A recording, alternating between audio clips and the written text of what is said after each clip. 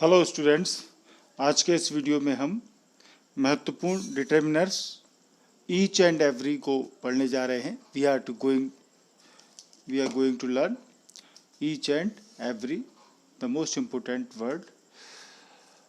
Determiners आप जानते ही हैं, अब तक के कई वीडियो हम जारी कर चुके हैं। किसी नाउन की संख्या या मात्रा, उसके नंबर या क्वांटिटी को डिटरमाइन करते हैं, उसके एरिया को रेस्ट्रिक्ट करते हैं, फिक्स करते हैं, ये डिटर्मिनर्स होते हैं। एडजेक्टिव्स का ही एक प्रकार होते हैं डिटर्मिनर्स, और ये किसी नाउन को मॉडिफाई करते हैं। अंतर सिर्फ इतना है कि एडजेक्टिव किसी नाउन के पहले और बाद में दोनों तरफ आ सकता है, डिटर्मिनर्स केवल पहले आते हैं, किसी नाउन के पहले आते हैं, ये इनका अंतर होता है। आइए ईच और एवरी को हम समझते हैं।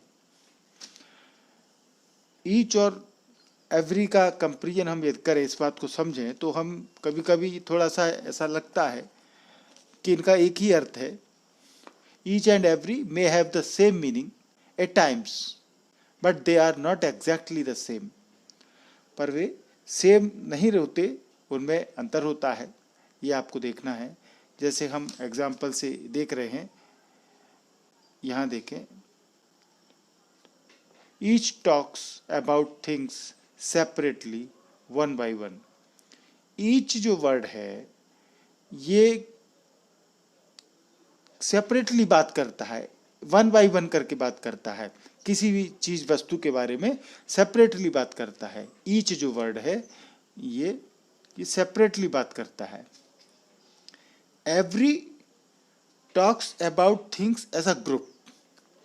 एवरी एक ग्रुप के रूप में बात करता है, चीजों की ग्रुप के बारे में। ईच वन बाय वन बात करता है, सेपरेटली बात करता है। एग्जाम्पल देखें हम, जैसे यहाँ पर आपको ये बैलून दिख रहे हैं, हर बैलून का कलर अलग है। Each balloon is of a different colour. तो हम ईच का इस्तेमाल कर रहे हैं क्योंकि हर बैलून का कलर डिफरेंट है। वन बाय वन यदि बात करें तो कोई रेड कलर का है, कोई येलो है, कोई ब्लू है। और एवरी देखें, every student got a bag, यानी कि जितने भी यहाँ स्टूडेंट दिख रहे हैं सबके पास में बैग है। तो हर स्टूडेंट को गेट बैग मिला, यानी कि हर स्टूडेंट के पास में, ग्रुप में बात कर रहे हैं हम, ईच की बात नहीं कर रहे हैं। तो ये इनमें खास अंतर है। Each talks about things separately one by one, every talks about things as a group. आइए इसको और आगे अच्छे से समझते हैं। अब इनके बारे में ग्रामेटिकली समझना है हमको, क्या डिफरेंस होता है। ये तो मीनिंग्स का अर्थ हो गया कि ईच और एवरी को हम कैसे डिफ्रेंशिएट करें। यहाँ ग्रामेटिकली समझें कि इनमें अंतर क्या होता है। ईच और एवरी, इन दोनों का अर्थ होता है प्रत्येक, ठीक है। ईच का मतलब भी प्रत्येक हिंदी में, एवरी का मतलब भी प्रत्येक। पर ईच क्या बताता है? Two and more than two, यानी ईच बात करता है दो या दो से अधिक के लिए। जब प्रत्येक के अर्थ में बात करेंगे तो ये ईच दो की बात करता है और दो से ज्यादा की बात करता है, और दोनों का अर्थ समान है। पर एवरी का प्रयोग दो से अधिक के लिए होता है, मोर देन टू। दो के लिए एवरी का प्रयोग नहीं होगा, तीन या तीन से ज्यादा, मतलब ये है, यानी मोर देन टू, तब हम एवरी का प्रयोग करते हैं। ये तो एक पहली बात हुई इसमें, जो हमने फंडामेंटल बताया आपको रूल। दूसरी बात ये है, ईच का प्रयोग निश्चित संख्या हेतु किया जाता है, एक फिक्स नंबर्स के लिए ईच का प्रयोग होता है। एवरी का प्रयोग अनिश्चित संख्या हेतु किया जाता है, ठीक है। ईच क्या बताता है? एक सर्टेन नंबर बताता है। एवरी एक इनडेफिनिट, अनिश्चित नंबर को बताता है। ये दूसरा रूल है। तीसरी हम बता चुके हैं उदाहरण, और देख लेते हैं इसको। ईच क्या बताता है? इंडिविजुअलिटी बात करता है, यानी वन बाय वन बात करता है। सेपरेट एक्शन बताता है ईच, एक एक करके, एक एक की बात करता है। और एवरी क्या? ग्रुप एक्शन, यानी पूरे ग्रुप में क्या हो रहा है वो एवरी बताता है। आगे हम बहुत से उदाहरणों से इस चीज को समझते चलेंगे। अभी आप इन बातों को दिमाग में रखें अच्छे से, कि ये डिफरेंस करते हुए हमको चलना है। अब एक खास बात ये देखें कि ईच और एवरी दोनों में कुछ कॉमन है। कॉमन क्या है कि दोनों ही सिंगुलर काउंटेबल नाउन के साथ आते हैं। दोनों के साथ में हम सिंगुलर काउंटेबल नाउन यानी एक वचन गिनने वाली संज्ञा का ही उपयोग करते हैं। और दूसरी बात, दोनों के बाद सिंगुलर वर्ब का ही इस्तेमाल होता है। यहाँ कभी भी प्लूरल नहीं आएगा। केवल एक ही कंडीशन है प्लूरल की, वो हम नीचे आपको बता रहे हैं कि यदि ईच के बाद में ऑफ आ जाता है, ईच के बाद में ऑफ आता है तो फिर ये प्लूरल काउंटेबल नाउन के साथ आता है। और उस परंतु वर्ब फिर भी उसके साथ सिंगुलर ही रहेगी। वर्ब सिंगुलर ही रहेगी, नाउन प्लूरल हो सकता है परंतु ईच के बाद ऑफ होगा तो। अब यहाँ एक चीज देख लें, हम आपको बता रहे हैं कि ईच प्रोनाउन का भी काम करता है और एडजेक्टिव का भी काम करता है। ईच एक प्रोनाउन भी है और एक एडजेक्टिव भी है, इसलिए ईच के बाद में ऑफ का प्रयोग किया जा सकता है। लेकिन एवरी जो है ये केवल एवरी, यहाँ ये थोड़ा सा गलत हो गया है, ये एडजेक्टिव है, यानी ये एडजेक्टिव है, एडवर्ब गलत लिख गया है, एडजेक्टिव मान के चलें इसको। ये यानी कि एवरी एडजेक्टिव है तो इसके साथ में ऑफ नहीं आएगा। ये बात आपको समझना है। ईच प्रोनाउन का भी काम करता है और एडजेक्टिव का भी काम करता है, ठीक है। जैसे हम मान के चलें each of the teachers is doing his work, तो ये सेंटेंस करेक्ट है। और every of the teachers is doing his work, ये सेंटेंस गलत होगा। आगे हम इसको और समझेंगे। तो इतनी बात आप समझ गए।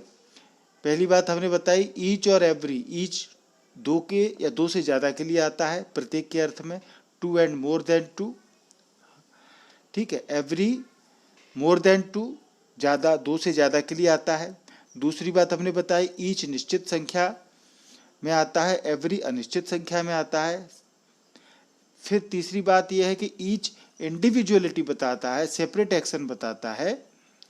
और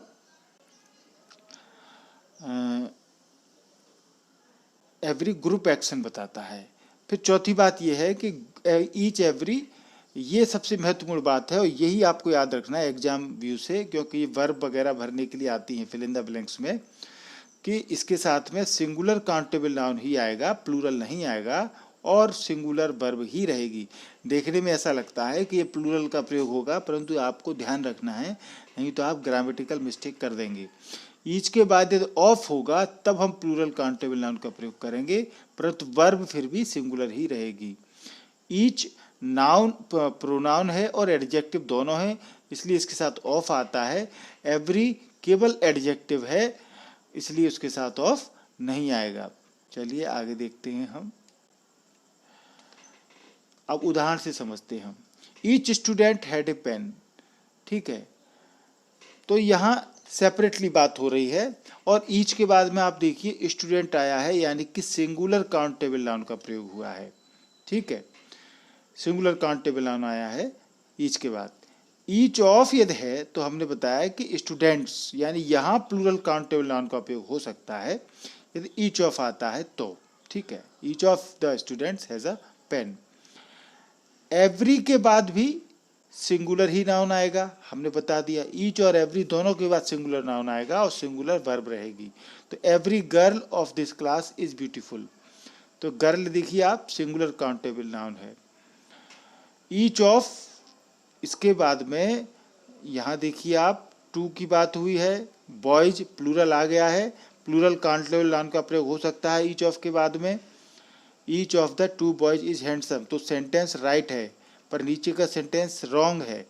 देखिए रॉन्ग लगा हुआ है क्योंकि एवरी के बाद ऑफ, एक तो ऑफ नहीं आएगा और उसके बाद ये एवरी दो की बात तो करता ही नहीं है, दो से ज़्यादा की बात करता है, ठीक है। तो ये सेंटेंस इस तरीके से गलत है। तो हमने जो जो बातें आपको बताई हैं उनको हम उदाहरणों से समझ रहे हैं, यानी कि ईच और एवरी के बाद सिंगुलर काउंटेबल नाउन ही आएगा और सिंगुलर वर्ब रहेगी, ये आप अच्छे से समझ लें।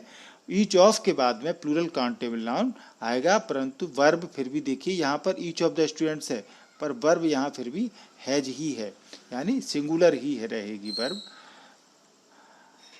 Every student gets a prize, देखिए एवरी के बाद में सिंगुलर काउंटेबल नाउन आया है।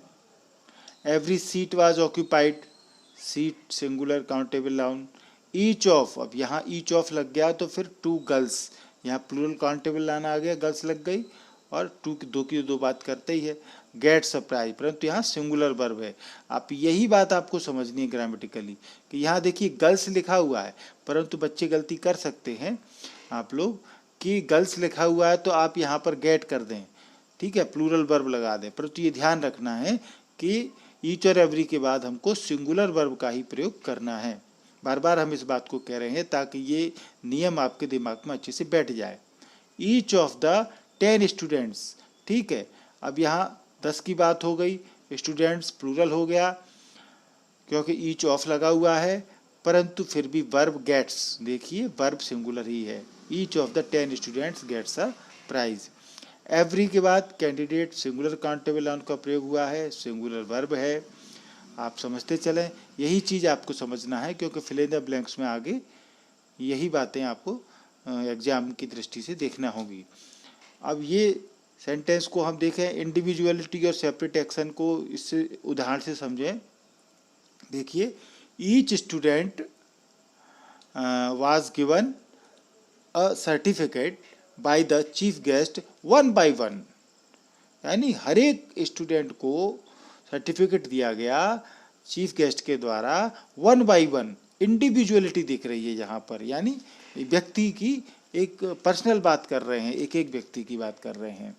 नीचे का सेंटेंस देखें, each student went to meet the chairman in line.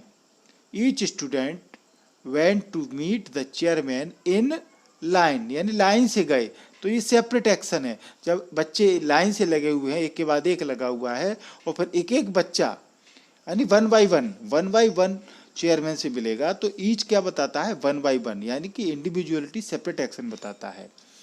अब यहाँ देखें every student has a book, तो ये ग्रुप की बात है, ठीक है, यानी हर एक विद्यार्थी के पास किताब है, तो यहाँ हम सेपरेट की बात नहीं कर रहे हैं, पूरे ग्रुप की बात कर रहे हैं। एवरी स्टूडेंट वाज हैप्पी, प्रत्येक स्टूडेंट हैप्पी था, तो ये ग्रुप एक्शन है, यानी प्रत्येक की बात कर रहे हैं, हम पूरी ग्रुप में बात कर रहे हैं, वन बाय वन बात नहीं कर रहे हैं।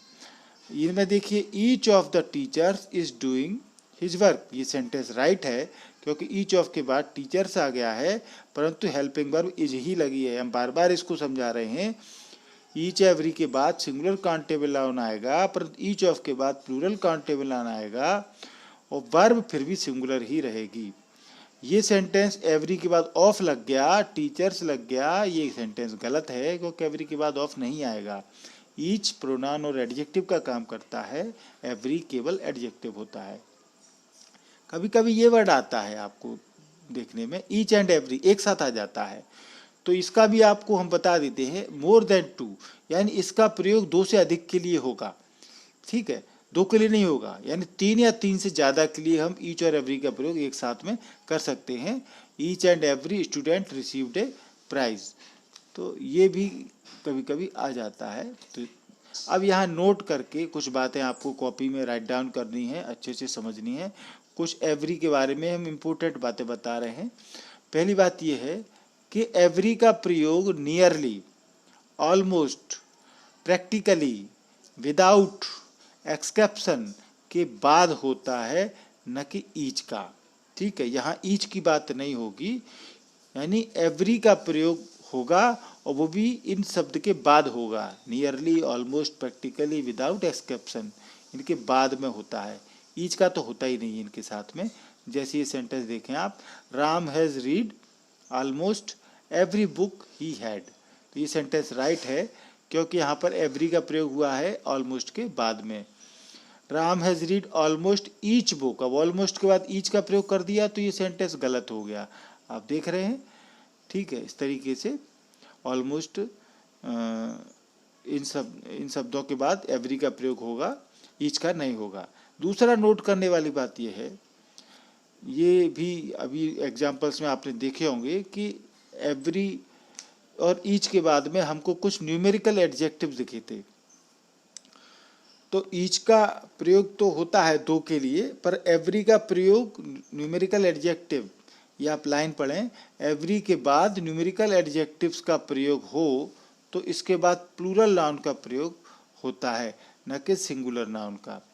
ये हम बता ही चुके हैं।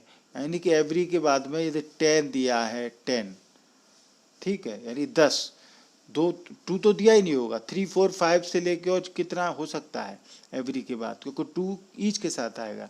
तो एवरी 10 बॉयज, अब तो यहाँ पर ये बता रहे हैं कि 10 यदि आ गया तो यहाँ प्लूरल नाउन होगा, ठीक है ना, PN यानी प्लूरल नाउन। सिंगुलर नाउन नहीं होगा, क्योंकि हम बता चुके हैं जैसे कि ईच एवरी के बाद सिंगुलर नाउन आता है, ये बताया है। परंतु यहाँ पर क्या है कि ये न्यूमेरिकल एडजेक्टिव आ गया 10, तो ये 10 जो है ना वो प्लूरल है, 10 की बात कर रहे हैं। तो 10 बॉयज, इसलिए यहाँ प्लूरल नाउन आएगा, बॉय नहीं आएगा, सिंगुलर नाउन गलत हो जाएगा। एवरी 3 बॉयज, जब 3 बॉयज हैं तो प्लूरल नाउन सही है, 3 बॉय नहीं होगा। तो ये बात आपको हम बता रहे हैं, एवरी के बाद न्यूमेरिकल एडजेक्टिव का प्रयोग हो तो उस न्यूमेरिकल एडजेक्टिव के बाद में प्लूरल नाउन का प्रयोग होगा, और एवरी के बाद न्यूमेरिकल एडजेक्टिव वो भी 3 4 होगा, 2 नहीं होगा। यहाँ अब तक तो हमने ये सीखा कि कहाँ होना है, अब कहाँ नहीं होना है ये भी क्लियर ही कर देते हैं, इसलिए स्क्रीन पर आपको क्लियर कर रहे हैं इस बात को कि ईच और एवरी का प्रयोग कहाँ नहीं होगा, singular uncountable noun. Singular uncountable noun में क्रॉस लगा हुआ है, ईच एवरी का प्रयोग नहीं होगा, ठीक है। प्लूरल काउंटेबल नाउन, ये स्पेलिंग यहाँ प्लूरल थोड़ी कभी कभी टाइपिंग करते समय गड़बड़ हो जाती है। प्लूरल काउंटेबल नाउन में क्रॉस लगा हुआ है, ईच एवरी के बाद प्लूरल काउंटेबल नाउन नहीं आएगा और न सिंगुलर अनकाउंटेबल नाउन आएगा। ऐसे उदाहरण देख रहे हैं, ईच राइस, तो राइस अनकाउंटेबल है, क्रॉस लगा हुआ है, नहीं आएगा, गलत हो जाएगा। ईच के बाद मिल्क कभी नहीं आएगा। एवरी गोल्ड गलत है, एवरी कॉफ़ी गलत है, क्योंकि ये सभी अनकाउंटेबल नाउन हैं। एवरी के बाद पेंस लगा दिया, ये गलत है। ईच के बाद बुक्स लगा दिया, ये गलत है, ठीक है ना। ईच के बाद ऑफ होगा तो ही अब बुक्स सही हो सकता है, ऑफ होगा तो प्लूरल काउंटेबल नाउन आएगा, परंतु एवरी के बाद तो फिर भी कैसे भी नहीं आएगा। एवरी के बाद तभी आ सकता है, अभी बताया हमने कि एवरी के बाद न्यूमेरिकल एडजेक्टिव 3 4 5 है तो फिर प्लूरल आ सकता है। मगर जो हम स्क्रीन पर दिखा रहे हैं इन कंडीशन में कभी भी ये सभी गलत हैं, यानी सिंगुलर अनकाउंटेबल नाउन नहीं आएगा और प्लूरल काउंटेबल नाउन भी नहीं आएगा। तो इस बात को हमने क्लियर कर दिया है। अब कुछ उदाहरण आपको हिंदी में ट्रांसलेट करके बता देते हैं। ऐसे सेंटेंस भी कभी कभी देखने को मिल जाते हैं, उनकी बात हम कर लेते हैं ईच और एवरी के। जैसे ईच के देखते हैं, ईच ऑफ देम या they each bought that book, उनमें से हर एक ने वह किताब खरीदी, यानी हम हर एक 1 बाय 1 की बात कर रहे हैं। तो ईच ऑफ देम लगा सकते हैं या दे ईच करके, ये दोनों ही में से कैसे भी हम सेंटेंस में उपयोग कर सकते हैं। तो each of them bought that book या they each bought that book, ठीक है। दूसरा देखें, we invited each of them, हमने उन सबको निमंत्रित किया। अब उन सब से मतलब है उनमें से हर एक को, ठीक है। यहाँ यदि इस तरीके से बात कर रहे हैं, we invited each of them या वी इनवाइटेड देम ईच, ऐसे बोलते हैं, तो उसका मतलब क्या है, हमने उन सबको निमंत्रित किया। अब उन सबको मतलब यहाँ पर उनमें से हर एक की बात हो रही है, कोई छूटा नहीं है, क्योंकि हमने ईच की बात की है। I have read each of these books, मैंने इनमें से हर किताब पढ़ी है। ईच ऑफ अस हैज़ या we each have that book, तो ईच ऑफ अस है तो हैज़ लगा हुआ है, यदि हम वी ईच लगाएंगे तो हैव लगेगा। इस तरीके से ये थोड़ा डिफरेंस है। तो ये आप देख लें, हम में से प्रत्येक के पास वह किताब है। इस तरीके से हम सेंटेंस को करते हैं। एवरी के कुछ सेंटेंस देख लेते हैं। She comes here every Monday, वह हर सोमवार को यहाँ आती है, ठीक है। Every sentence in her letter had some mistake, उसके पत्र के हर वाक्य में कोई ना कोई गलती थी, ठीक है। यहाँ देखिए आप, एवरी और ये सबके बाद में सिंगुलर नाउन ही है। We meet each other every other Sunday, इस तरह का सेंटेंस है। तो हम एक दूसरे से हर दूसरे रविवार को मिलते हैं।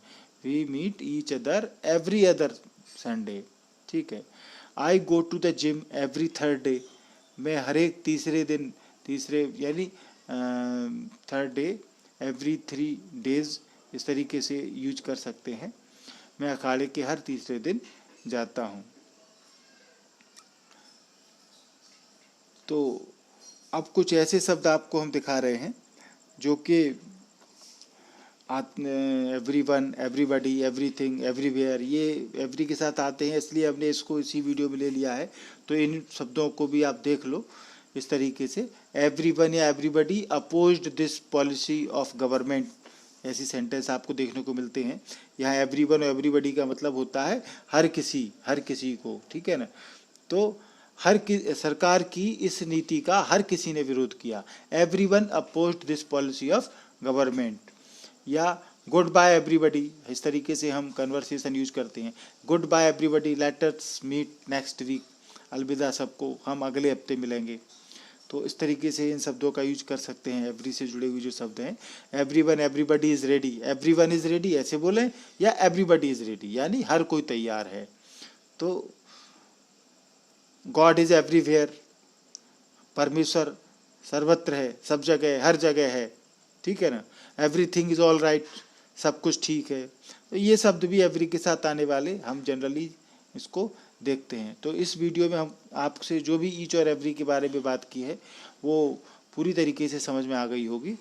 यदि आपको ये वीडियो अच्छा लगा है और आप हमारी पढ़ाई से पसंद हैं, संतुष्ट हैं, तो आप if you want to join our WhatsApp group classes, then message us on our WhatsApp number 6264472391।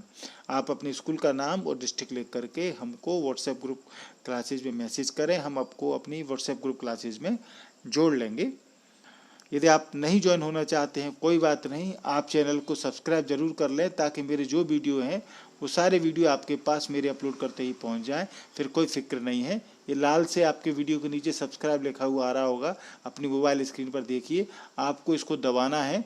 इसके दबाते ही ये सब्सक्राइब लिखा हुआ वाइट कलर में हो जाएगा, सब्सक्राइब हो जाएगा, यानी कि चैनल सब्सक्राइब हो गया है।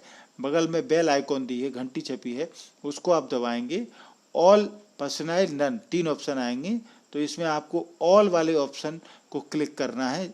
जब कभी भी आप सब्सक्राइब के बाद घंटी दबाएं, ऑल दबा दें। ये काम आपको एक बार ही करना है। एक बार आप सब्सक्राइब कर लेंगे तो फिर भविष्य में सारे वीडियो में आपके मोबाइल पर पहुंच जाएंगे मेरे। आपको कोई टेंशन नहीं है, आपकी रेगुलर पढ़ाई चलती रहेगी। तो ये वीडियो आपको अच्छा लगा हो तो इस वीडियो को लाइक करें और दोस्तों को शेयर करें। Thank you.